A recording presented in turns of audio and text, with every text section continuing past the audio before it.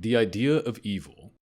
Starting at the cosmic ceiling, we're kicking off with the idea of evil. This entity exists in the abyss, which sits at the bottom of the astral layers where normal logic is already on vacation.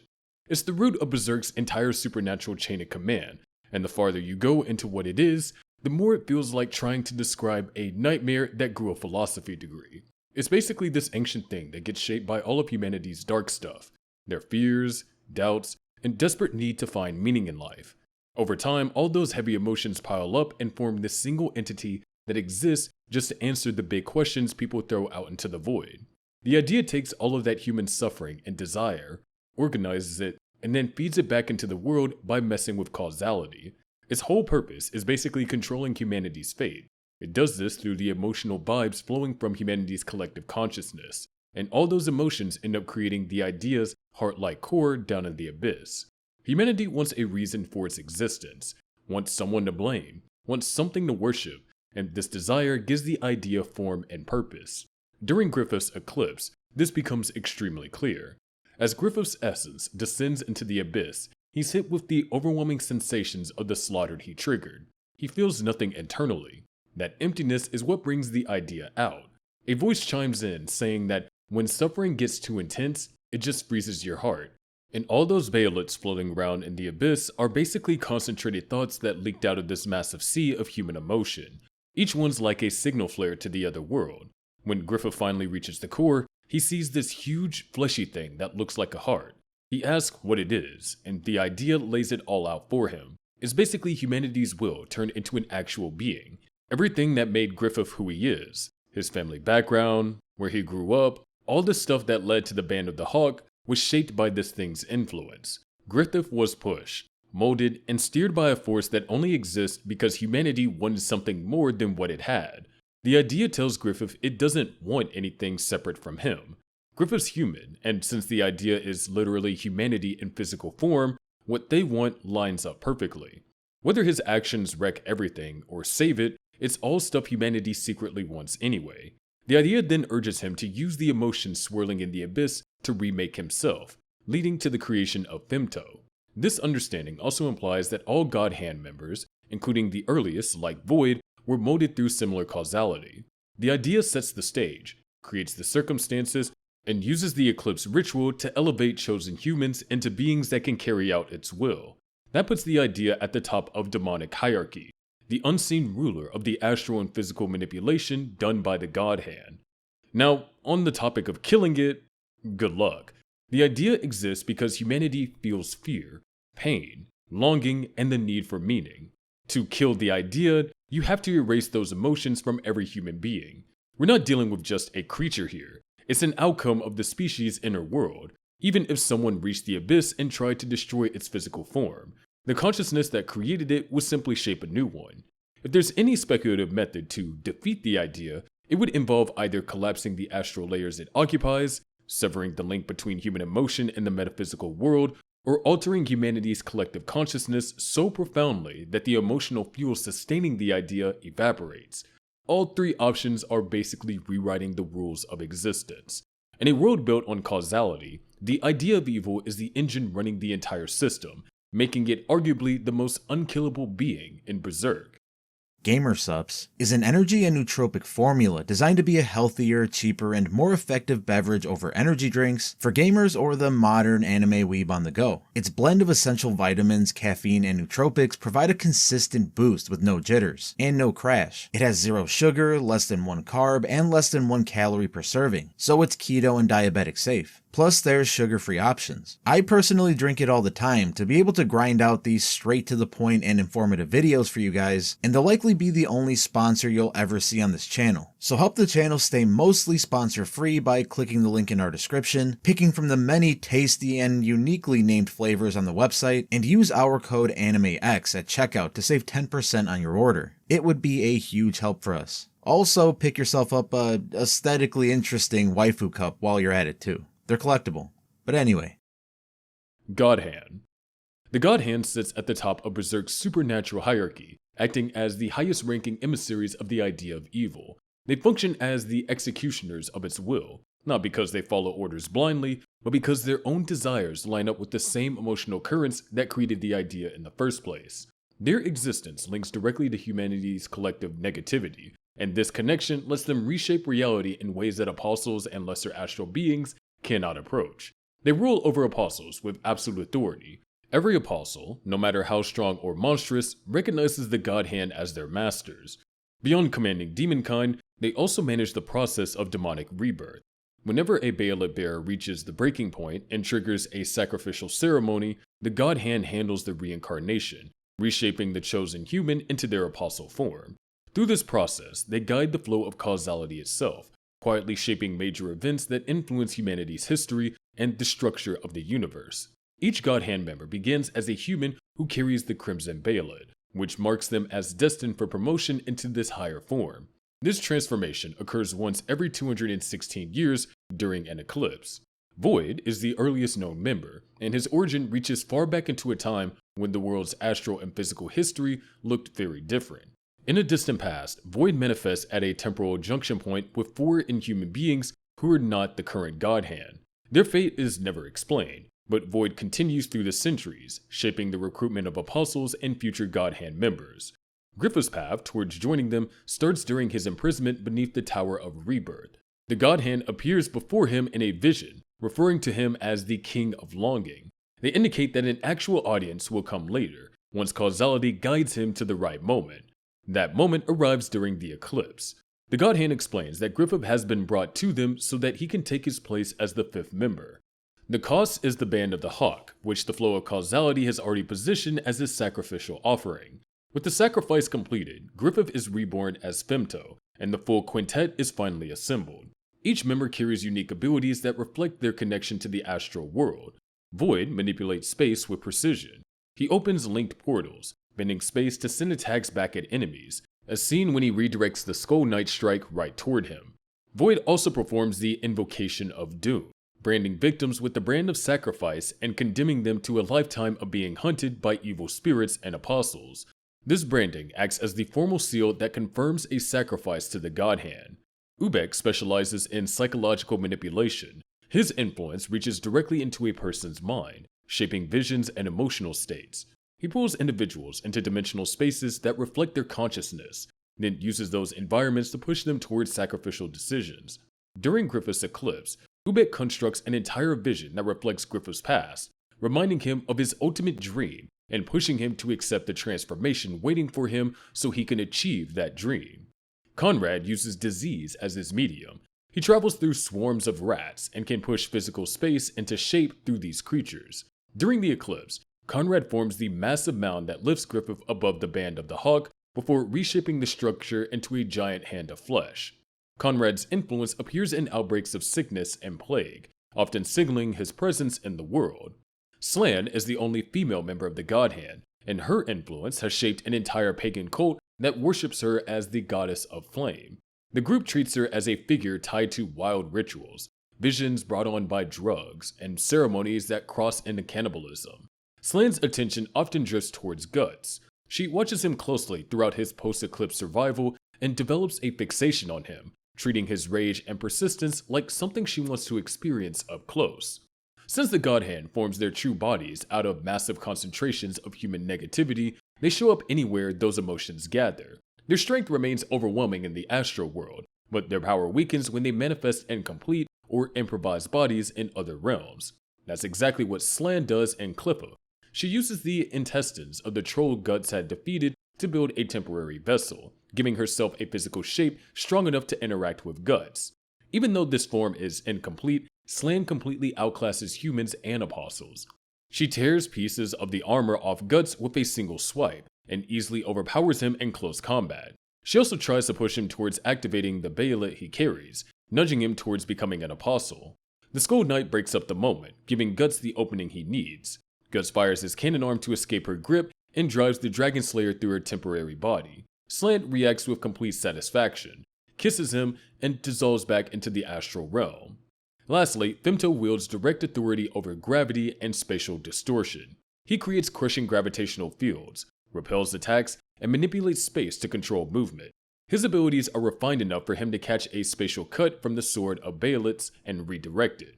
Because members of the Godhand appeared only in limited forms in the physical world, Femto triggers an incarnation ceremony that allows him to enter the mortal plane fully. The Albion Catastrophe, the Demon Child, and the Egg of the Perfect World serve as catalysts for this event. After his incarnation as Griffith, he moves through the physical world in a form that normal weapons cannot affect. Arrows pass through him, blades fail to touch him, and only the Dragon Slayer managed to cut a single strand of his hair. Griffith also communicates with the spirits of the dead, giving them one last chance to speak through him. The Godhand's link to all of humanity's negativity lets them show up whenever there's a ton of despair or suffering going on. In the astral world, they've got pretty much free reign. When they pop up in the physical world, how strong they are depends on what vessel or method they're using. But even their weaker forms are way too much for regular mortals and apostles to handle. These guys are insanely hard to kill. Similar to the idea of evil, they exist on a level that's directly plunged into an emotional network that's always running. Their bodies in the physical world are temporary and usually incomplete, while their real forms hang out in this metaphysical space that's powered by generations upon generations of human negativity. Taking out a vessel or banishing one of their appearances doesn't actually erase their true existence. Humanity's collective emotions just keeps feeding them, and their roots go deep into the lowest layers of the astral realm. Trying to figure out how they could actually be defeated means bending the rules of Berserk's world pretty hard. One way would be cutting the connection between the astral and physical realms, which would mess up the flow of emotion, keeping them alive. Ironically, this merging actually happened right after the Great Wave of the astral world. Femto uses his spatial powers to catch the astral tear that the Skull Knight's sword strike created, then redirects it straight into Shiva Ganishka. The second it hits, Ganishka's twice reincarnated body splits wide open, and this massive astral rift explodes outward. The astral world comes flooding into the physical world through that opening, and both realms start overlapping, everywhere across the globe. Once the shockwave dies down, the world tree shoots up where Ganishka used to be. At the same time, Falconia appears near its base, forming right on top of what used to be Windham. The city just sits there perfectly intact, like it's always existed, even though it basically materializes out of the aftermath of the Great Wave. As this new merged world takes shape, Void, Slan, Ubek, and Conrad each settle into their own territories across the transformed landscape during the advent of Fantasia. Another way involves attacking the deepest layers of the astral world directly, although reaching the abyss requires conditions that only a handful of beings understand. A more drastic possibility involves altering humanity's collective consciousness, so the emotional current feeding the Godhand collapses. A final approach involves confronting them with a being that exists outside their predetermined narrative, something hinted at through the Skull Knight's comments about individuals who move outside the limits of mortal causality. This is where Guts steps in. He's basically the one who fights against causality itself. If the Godhand exists to enforce the flow of destiny, Guts is a walking paradox. He refuses the role that had been carved out for him, and that alone gives him a chance to hurt beings whose power comes from inevitability. His main weapon, the Dragon Slayer, has cut down so many astral creatures and demons that it's partially become a tool that exists between worlds. With enough time and enough defeated apostles and demons, it could gather enough otherworldly energy to actually harm someone like Femto, who exists beyond normal space. The sword already managed to slice a strand of Griffith's hair, which at least gives a tiny glimmer of hope that Guts might one day take him down, and the rest of the Godhand. He can't pull this off alone though. He'll need the Skull Knight on his side and Shirka's magic to navigate the deeper layers of reality and confront these god-level demonic beings. Skull Knight. The Skull Knight is one of the most mysterious and formidable figures in Berserk. He calls himself a foe of the Inhumans and has been waging war against demonkind for over 1,000 years. That alone tells you just how dangerous he is. Facing the most powerful demons for a millennium and still standing is no small feat. He's roughly 1,000 years old, carries incredible knowledge of world events and phenomena, and has an almost supernatural foresight when it comes to the flow of causality. The Skull Knight's past is wrapped in mystery, but one thing is clear. He harbors a deep grudge against the Godhand. Many characters in the series address him as King or Your Majesty, and he has revealed that he was once the wearer of the Berserker armor, the same armor Guts would later don. Interestingly, the armor's adaptive helm already had a skull shape before Guts ever used it. His long-standing rivalry with Nosferatu Zod is another defining trait. Zod always gets excited when fighting him, calling him old friend, while the Skull Knight usually stays indifferent, though he openly acknowledges their history. He also has a close relationship with the witch Flora, lasting at least several centuries, showing that even a figure as stoic and as grim as him can form bonds over time. The Skull Knight's swordsmanship is legendary. He can easily take down apostles in their released form with a single strike of his thorned sword. When he swallows his sword and coats it with ingested Baelits, transforming it into the Sword of Baelits, his power skyrockets. One swing can tear open dimensional rifts, reaching into the deepest layers of the astral world. These rifts aren't just flashy, they have practical uses, from moving across dimensions to interfering with demonic plans. The first time he cross passes with Guts is on the night Guts leaves the Band of the Hawk. The Skull Knight appears to leave an ominous warning. He talks about a catastrophic event called the Eclipse, which will engulf Guts and his companions in madness and death a year later. He tells Guts to fight and survive despite the inevitable doom, then it vanishes into the night. A year later, as the eclipse approaches, the Skull Knight shows up again to save Rickard when apostles ambush several members of the Band of the Hawk. The apostles retreat, leaving Rickard the only survivor. On the day of the eclipse, he confronts Zod, who is guarding the dimensional gate to the interstice. Their encounter is predestined within the flow of causality, and the Skull Knight defeats Zod before breaking into the eclipse itself. Inside, he immediately targets Void, who blocks his strike using linked portals. After a brief standoff, the Skull Knight sets his sight on rescuing Guts and Casca, cutting down any apostles in his path. Even when Femto surrounds him with a mass of compacted demons, he completely avoids the attack and successfully extracts Guts and Casca from the event. Since then, the armored undead keep showing up to save Guts and the Black Swordsman party whenever they're in serious trouble. He appears to Guts and explains the role of the Tower of Conviction in the Godhand's plan. The whole place is crawling with restless dead, set up as a stage for an incarnation ceremony where Femto will regain his physical form as Griffith. Sure enough, Guts and the Skull Knight end up witnessing Griffith's incarnation into the physical world. Later, the Skull Knight jumps in to help Guts and Griffith just as Slan overpowers him. He is a little disappointed to only find her there, and not the rest of the Godhand angels. When Griffith orders some apostles to kill the witch Flora, the Skull Knight clashes again with Zod. Their fight gets interrupted when Guts first puts on the Berserker armor during his battle with Grunbeld.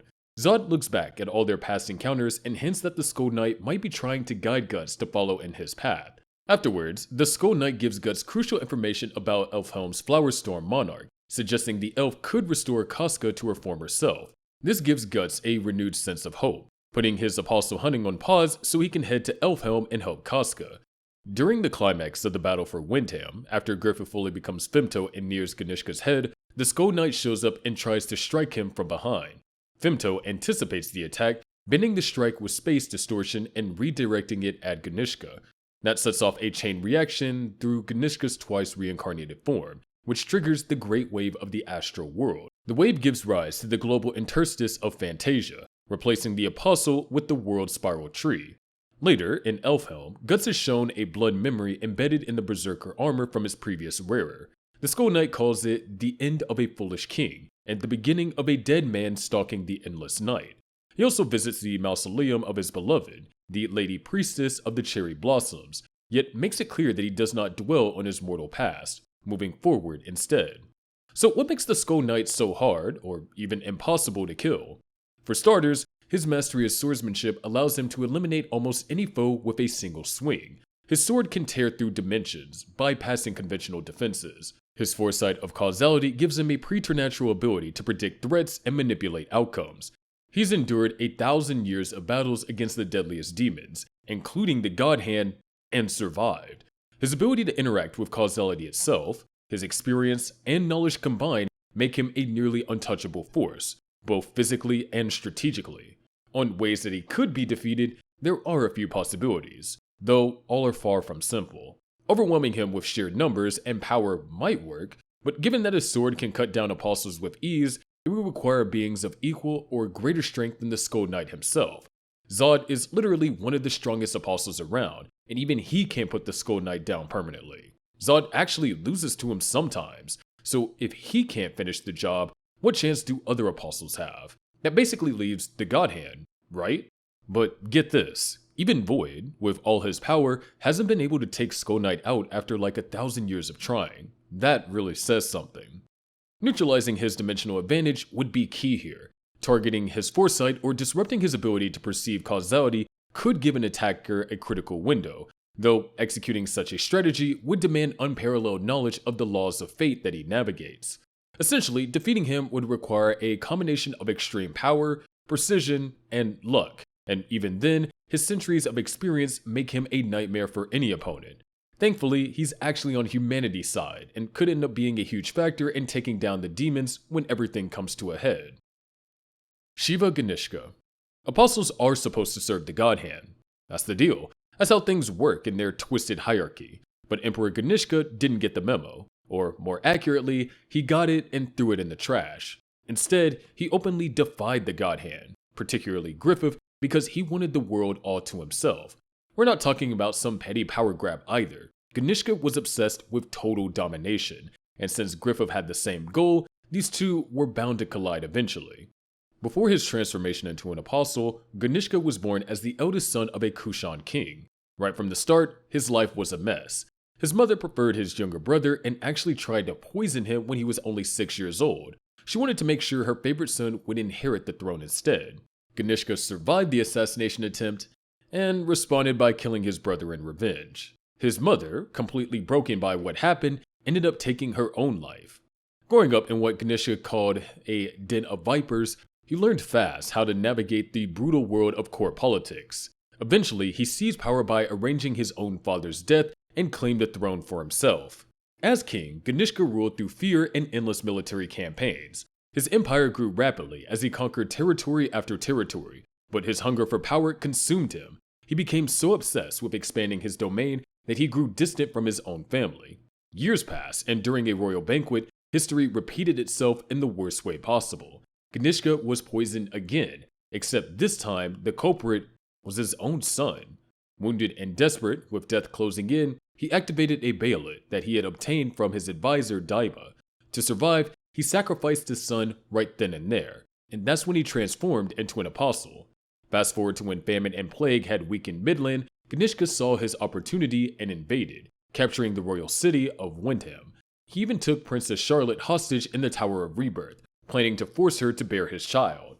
In his mind, this would legitimize his control over Midland and cement his empire's dominance. But those plans crumbled when Griffith and the reborn Band of the Hawk showed up. Zod and Griffith stormed the tower, rescued Charlotte, and got out of there, leaving Ganishka absolutely furious at being outmaneuvered. Not long after that humiliation, Ganishka made a dramatic appearance at a grand ball in Britannis. He showed up only as his fog form, which was basically a projection of his astral body, and declared war on the Holy See Alliance right there. His army wasted no time and launched a massive assault on the city. During the chaos, his general Daiba ended up falling to Guts, which brought Ganishka face to face with the Black Swordsman himself. Ganishka was actually impressed that a branded human like Guts could endure so much, so he offered him a spot on his side. Guts refused without hesitation.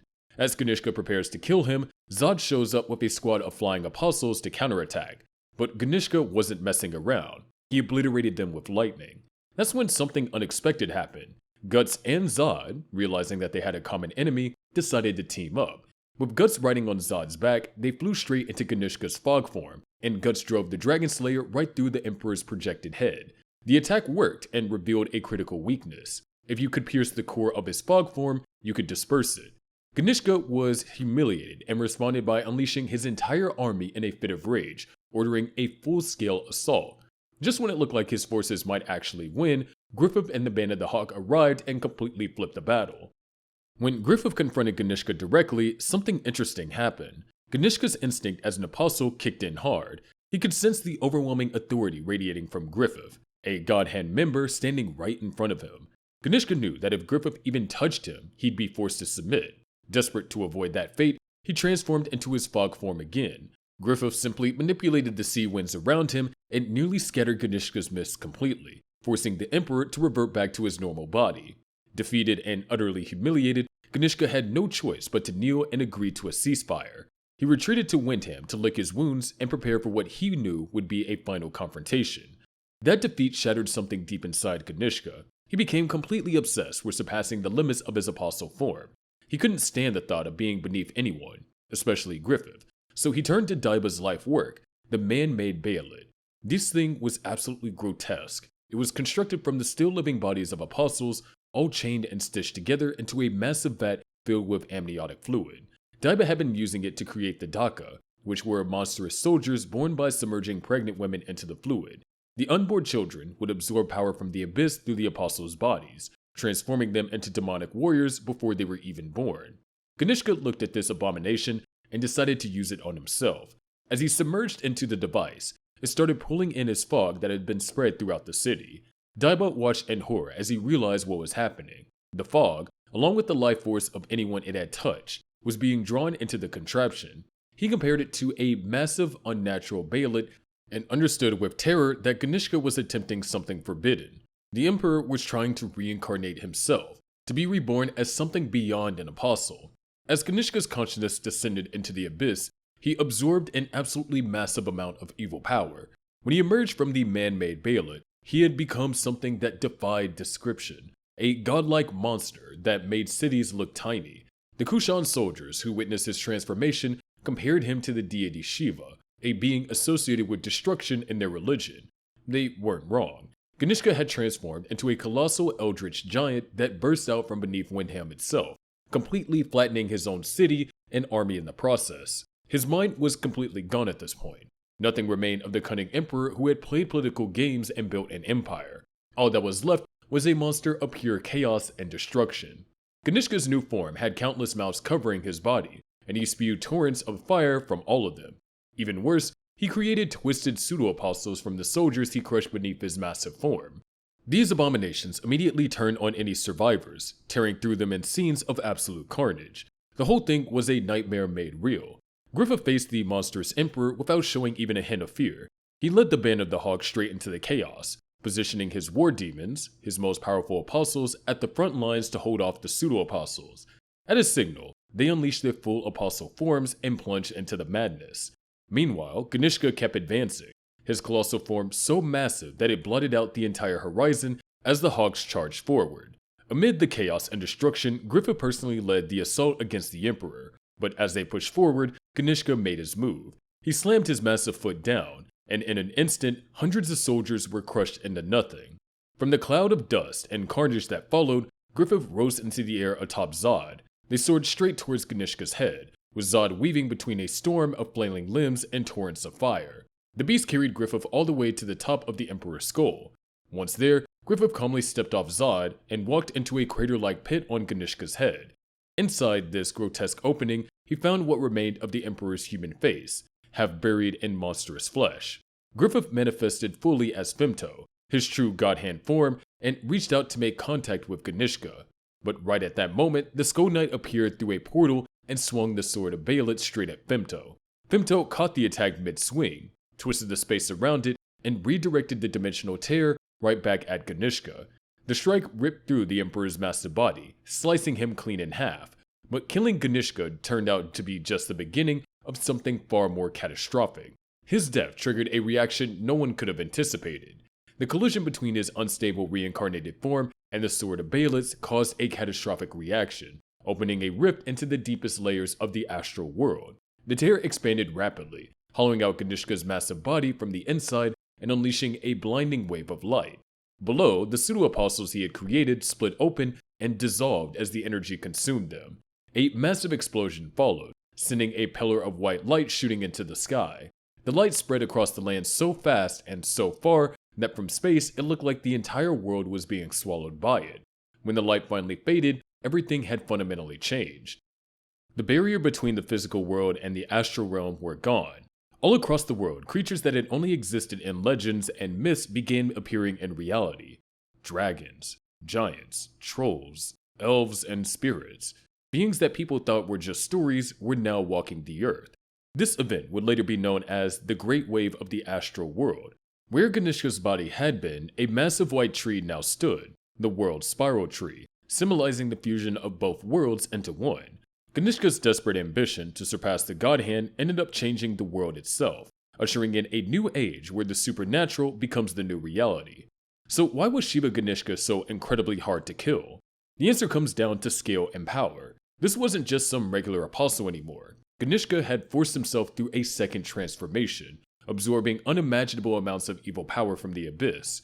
He had become something that transcended what apostles were supposed to be, a walking calamity that dwarfed entire cities. His body was so massive and regenerative that conventional attacks were meaningless against him. The fire pouring from his countless mouths could incinerate entire battalions.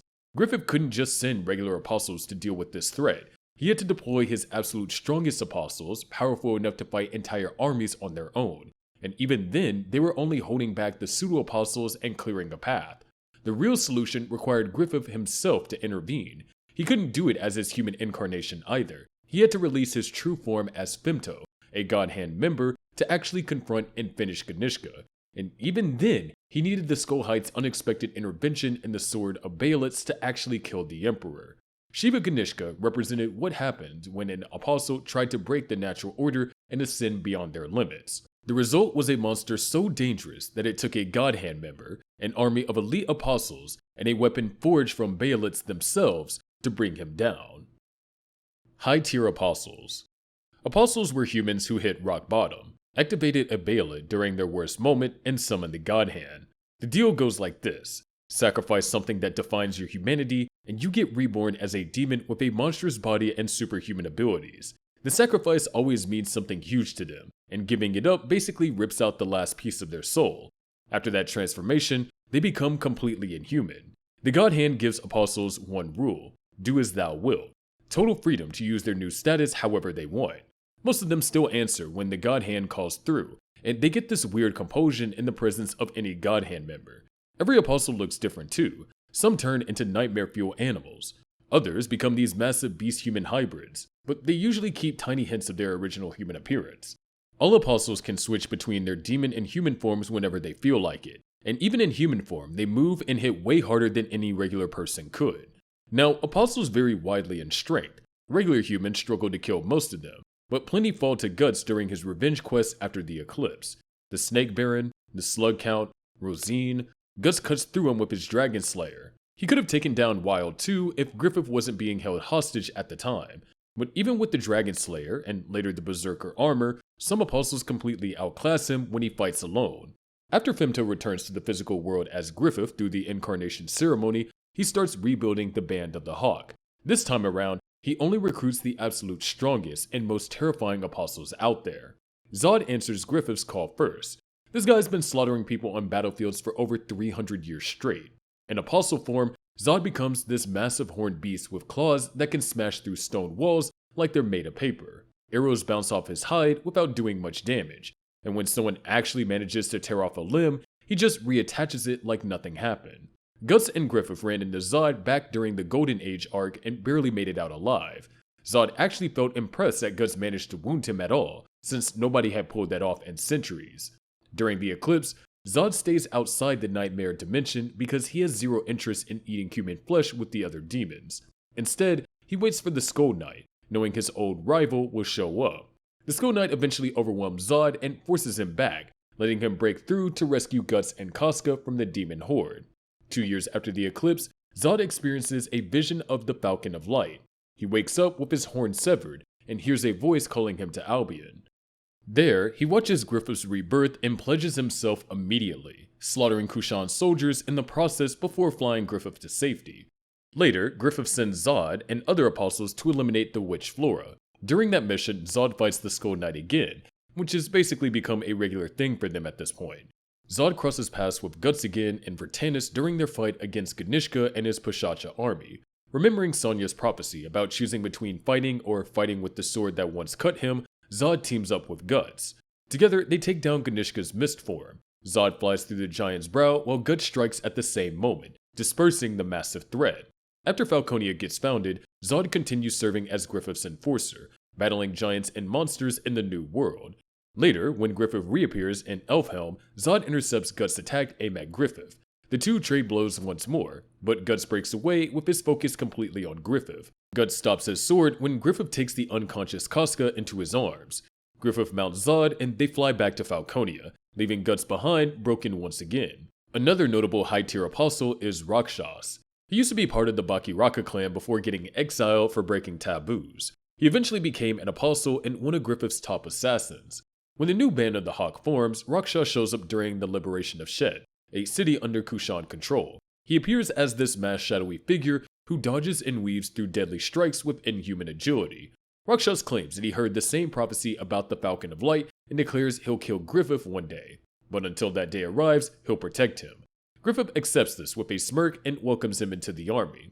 Rakshas kneels and pledges allegiance while surrounded by corpses of defeated enemies. As an apostle, Rakshas's body is completely amorphous. He twists, flattens, or stretches his form at will, creating blade-like appendages for cutting or grappling. He can fly and use his cloth-like body as a weapon, transforming it into scythe-like tentacles that slice through metal or even large beasts. His stealth and flexibility make him perfect for covert missions like assassination or intelligence gathering for Griffith. Despite his eerie calmness, Rakshas has one weird trait. He's extremely attached to his mask. When Silit breaks it, he gets so upset that he retreats from the battle entirely. Later, during Rickard's ambush in Falconia, his mask gets pierced again and he visibly sulks. Even for an amorphous killer, he has this weirdly human side. Locust, on the other hand, commands the Apostle forces as captain of Griffith's Lancers. Before becoming an Apostle, Locust was already a legend, undefeated in countless duels, and known across the land as the mightiest knight. He'd never served any single master until he met Griffith, who finally earned his loyalty. Locust trains new recruits and handles political duties in Falconia as part of Griffith's council when he's not fighting. His weapon of choice is a massive lance that can take down multiple enemies in one swing. In his apostle form, his horse and body merge into this sleek metallic centaur shape with hooked armor and a shield fused to his arm. His lance transforms into an even longer, deadlier blade. During the Band of the Hawk's assault on Windham, Locust and his lancers storm the Kushan stronghold and cut down entire platoons before confronting Emperor Ganishka's forces. While Ganishka's focus shifts to Griffith, Locust withdraws his men after Charlotte gets rescued. Later, he rides at the front lines in defense of Vertandus, leading a devastating charge that tears through Kushan ranks. Meanwhile, Grunbeld captains the band's giants. Before joining Griffith, he was a legend known as the Great Flame Dragon. During the 100-Year War, he held off a Tudor invasion with only 3,000 men, earning his fearsome reputation. When Griffith formed his new Band of the Hawk, Grunbeld answered the call during the liberation of Shed, smashing through the gates and burning enemy ranks with his fiery shield. Grunbeld's power is immense, even in human form. As a giant apostle, his strength multiplies. One swing of his warhammer wipes out squads of armored soldiers. In his transformed state, his body turns into corundum, a crystalline armor tougher than steel. He can also breathe fire, turning battlefields into infernos. During the attack on Flora's mansion, Grunbeld joined Zod and the other war demons to eliminate the witch.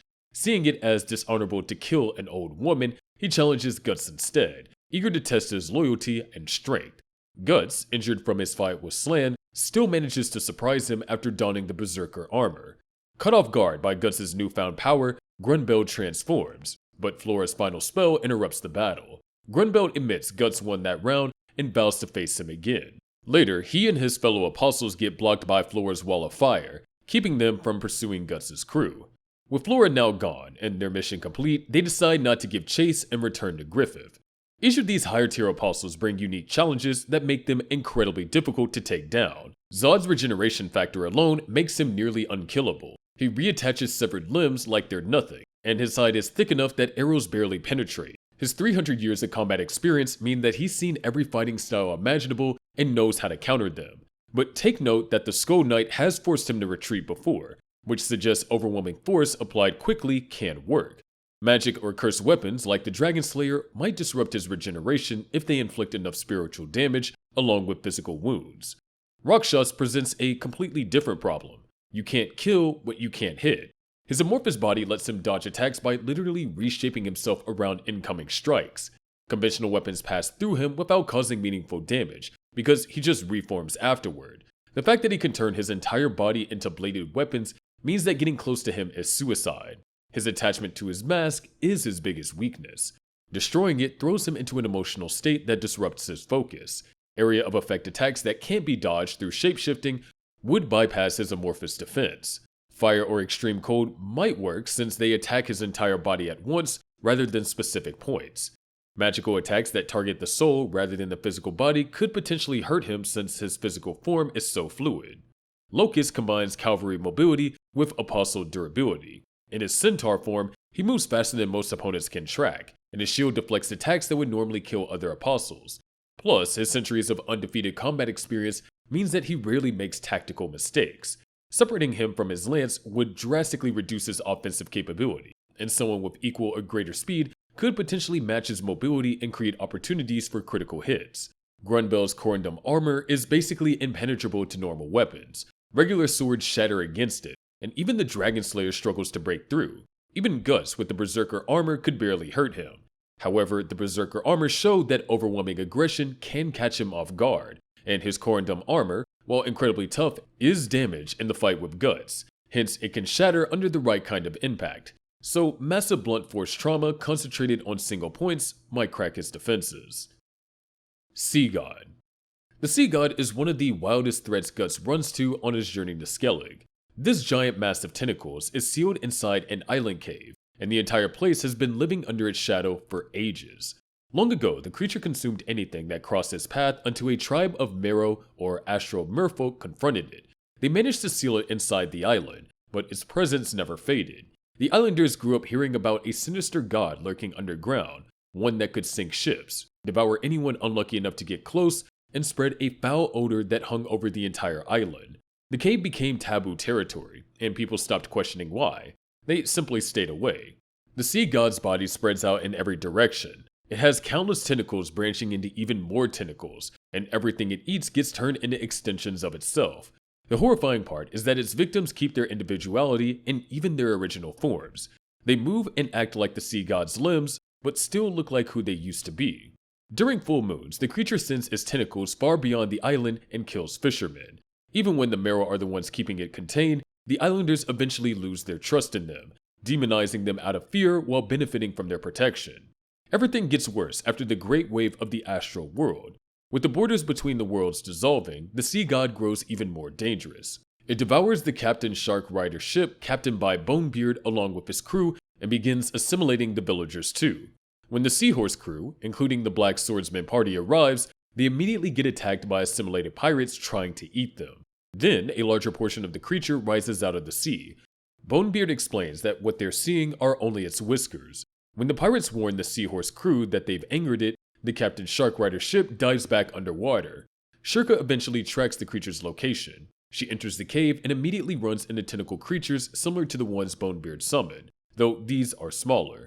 Meanwhile, Isma informs Isidro, Shirka, and Evalera that the villagers have shut themselves indoors and have stopped following their daily routines.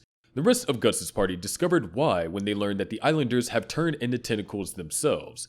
The Captain Shark Rider crew appears on land with giant slugs surrounding them, and Bonebeard explains how the conversion process works. The group needs a plan. Guts can fight these things head on, but defeating the sea god means attacking its nest inside the cave.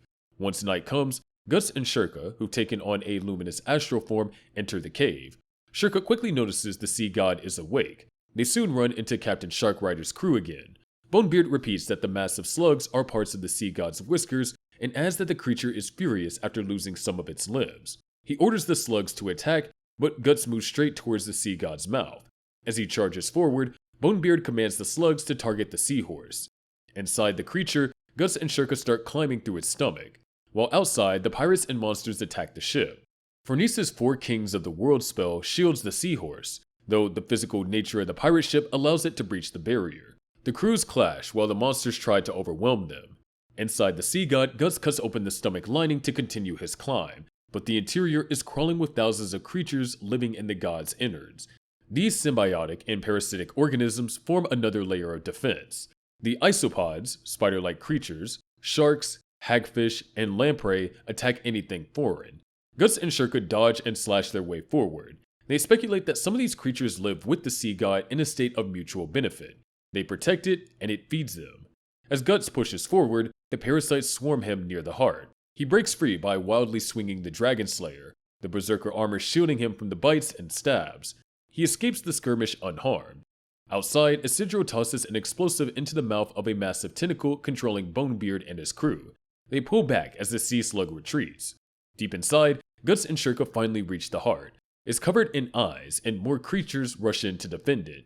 At that moment, the sea god forces its entire body free from the island. Its cardiovascular system erupts with waves of kinetic energy that pulse outward. These waves aren't random. The sea god consciously weaponizes its inner muscles and heartbeats. The vibration shakes Guts so violently that he becomes disoriented. His balance falters and he can't tell where the heart is. Parasites continue attacking him while the heart sends out pulses strong enough to make his ears and eyes bleed. Guts stays alive through sheer willpower, fighting off the parasites again, but he's barely standing. The heart's rhythmic beating keeps knocking him off balance. He collapses. Shirka tries to guide him, her astral presence cutting through the creature's madness. With her direction, he crawls towards the heart, but another strong pulse sends blood gushing from his mouth and knocks him down again. The sea god keeps using its own biology as a weapon, trying to stop him from getting any closer. A massive group of Meros suddenly arrive and unleashes their full power through song.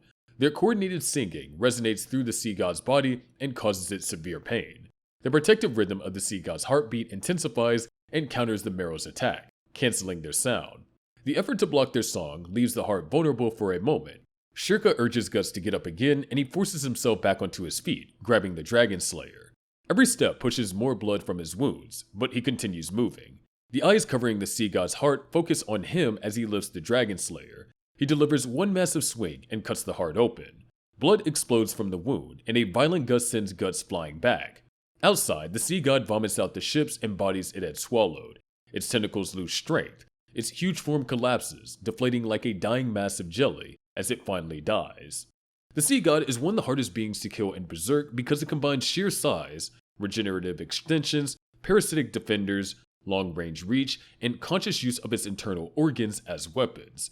Guts struggles against it even while wearing the Berserker armor, and even then, he can only reach the heart because Shirka guides him and protects him with spells. The sea god also would not have been weakened enough for the final blow without the Mero, whose mass song forced it to break rhythm. Without both of them, Guts would have not been able to kill the creature at all. Hydra. Hydras in Berserk are brutal, multi-headed serpent monsters that start showing up in the physical world after the Great Light washes over the entire Earth. These things don't lurk quietly in the background. They actively hunt and devour other massive beasts. They don't fall under anyone's control easily either. The ones that we see are only manageable because they're handled by Jotnar, a race of giants from the astral world who use pure strength to restrain them. After the Great Wave merges the astral and physical worlds, an entire army of Jotnar charges into the world of humans. They tear through villages, kill and skin people, and repurpose whatever they take as war gear. Shields, parts of houses, armor, even religious objects become makeshift equipment strapped across their bodies. They push forward like a moving disaster, and Griffith decides to stop them head on. Griffith leads a formation of spearmen straight at them, while apostles begin clashing directly with the giants. Behind them, a human army of Falconia fires cannon volleys to weaken their advance. It becomes a multi-layer battle, apostles tearing through the giants' bodies up close, human soldiers providing long-range support, and Griffith directing the push against the Jotnar commander. The Band of the Hawk eventually reaches the giant leader, and once they surround him, he orders his subordinates to bring out their heaviest weapon. This is when the massive Hydra enters the fight. The creature thrashes wildly, and multiple giants are needed just to hold his body steady. Its size alone is intimidating, but its many heads make it even more dangerous. Each head is capable of lunging, biting, and reacting separately, creating a constant wall of attacks. Zod enters the fight in his released form. His first strategy is to decapitate the Hydra repeatedly, taking the heads off one by one. The problem is that none of his strikes create a killing blow. The Hydra regenerates each head, undoing the damage and forcing Zod into a repetitive cycle of ripping, biting, and strangling. Even for him, this becomes a slow grind with no sign of success. From a distance, Irvine provides support by firing arrows into the creature's body. His aim is flawless and his shots land cleanly, but the Hydra is so durable that even the combined assault from two high-tier apostles barely affected. The monster keeps moving, keeps striking, and keeps regenerating.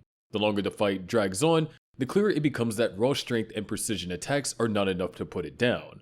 The turning point happens when Grunbeld enters the battle in his released form. Unlike Zod and Irvine, Grunbeld doesn't rely on slicing or piercing. He unleashes his flames, burning through the Hydra's flesh and pushing past its regeneration.